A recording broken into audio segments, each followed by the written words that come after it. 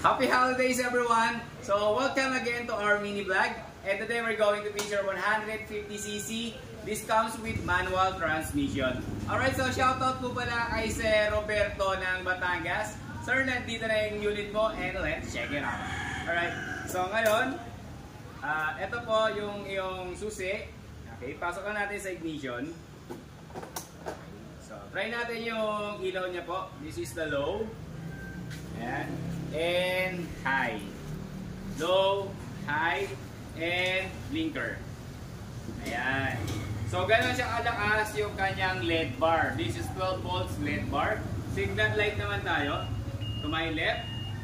And signal light to my right. Okay. Another feature pala sa ating 150cc, always siyang naka 10 inches na rim. Alright. So, manual transmission, 4-speed. So, start po natin.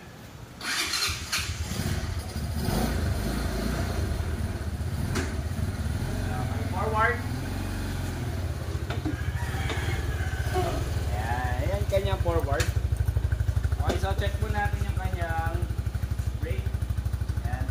This is the brake light, tail light, brake light, tail light, and off. Signal light to my left, and signal light to my right. Okay, so may kita nyo po, mapansin nyo, stock pipe po siya, pero twin pipe pa rin. So hindi siya ganun kaingay, unlike sa usual natin na 200cc na open pipe.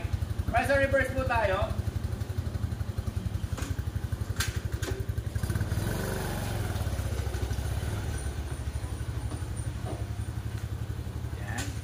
So, pakita ko lang po dito yung kanyang braking system. So, hydraulic disc pa rin po tayo. Left and right. Okay. Kabila rin po, meron tayo ditong center disc. Okay, center disc. Yan po. Isa. Single po siya. Okay, monoshock. Same time, meron po tayong tong brake dito sa kanyang foot brake kung tawagin. Okay, ito po, working po ang kanyang monitor. Working. Same time, pakita ko po sa inyo ang ating ito ang kanyang shifter. Okay, so shifter.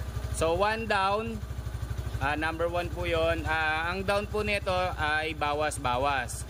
Okay, pagka dinown po natin to, magre-reverse siya. Pinasagad, reverse. Tapos magdadagdag tayo, up, up, up. Hanggang 4 gears po yon. Hanggang 4. Alright. So, sa lahat po ng nagdanais na magkaroon ng ganitong klaseng unit, ay call nyo lang po kami sa number na may kita nyo sa screen or sa comment section. Muli, shoutout po pala kay Sir Roberto ng Batangas. Sir, nandito na uli ang inyong unit at i-deliver na lang po natin dyan. And then, special thanks po pala to sa kanyang mga anak na nirigalo po pala sa kanya. Thank you so much everyone!